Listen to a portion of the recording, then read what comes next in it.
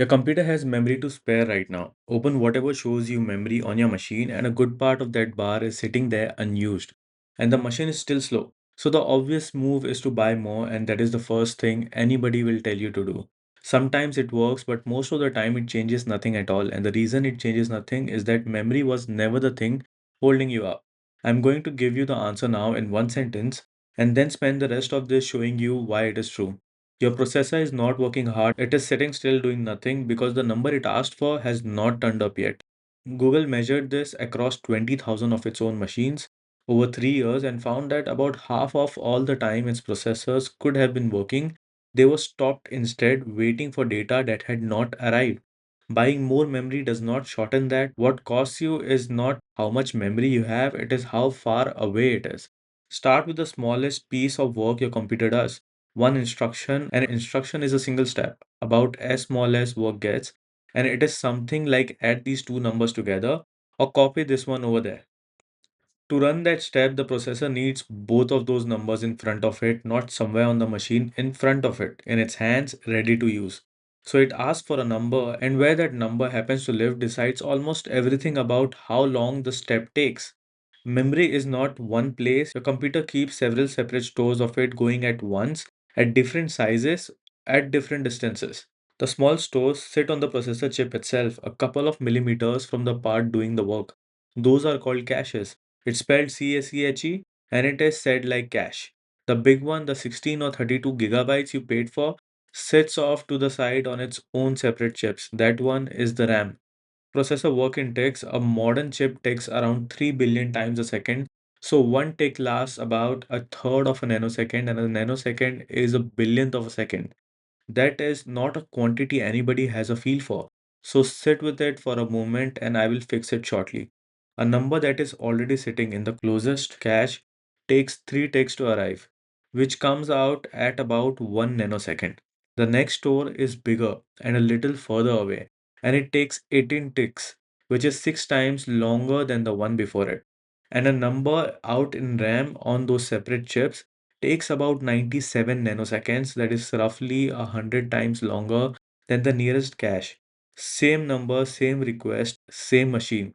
Those figures are all too small to feel. So scale every one of them up by the same amount. Say the nearest cache takes 1 second, then the second cache takes 6 seconds, and RAM takes a minute and 43 seconds.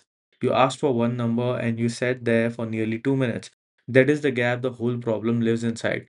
Your processor finishes an instruction in a tick or two, and there has nothing to do for 100 of them because the next number it needs is out in RAM. Which raises the obvious question, if the closed memory is 100 times quicker, why is your machine not built entirely out of the closed memory? Because the quick kind is expensive in a physical way, not a marketing way. One bit of the fast memory is built from about 6 transistors holding each other in position. One bit of RAM is a single transistor and a tiny capacitor, which is bucket that holds a charge. 6 parts against 2. The fast kind takes several times the silicon area for every single bit and costs several times as much. So a chip carries a few megabytes of it and never gigabytes. The layers are not an oversight. Nobody forgot to make it all quick. It is a compromise between what is quick and what is affordable, and it comes out of physics rather than out of a design meeting, which is why no update from anybody is going to remove it. You can watch this happen in public. Apple's announcement for the M5, which is the current chip as I'm recording this, gives you two numbers about memory, how much of it there is, and how quickly it can shift it around in bulk. There is no third number telling you how long a single number takes to turn up. That one is not on the page and it is not on anybody else's page either. It is missing because it is the one that has not moved. Over the past 20 years, memory has become 128 times bigger, while the time it takes to answer has come down by about a quarter.